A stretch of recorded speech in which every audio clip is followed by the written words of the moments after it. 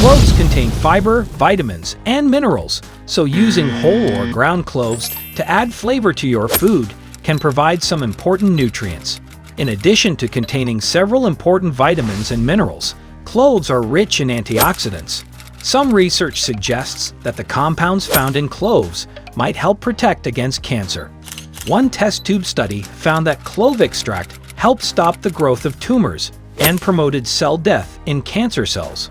Cloves have been shown to have antimicrobial properties, meaning they can help stop the growth of microorganisms like bacteria. 14. Studies show that the beneficial compounds in cloves could help promote liver health. Research shows that the compounds found in cloves may help keep blood sugar under control. Low bone mass is a condition that affects an estimated 43 million older adults in the United States alone. Some research indicates that the compounds found in cloves could help treat stomach ulcers.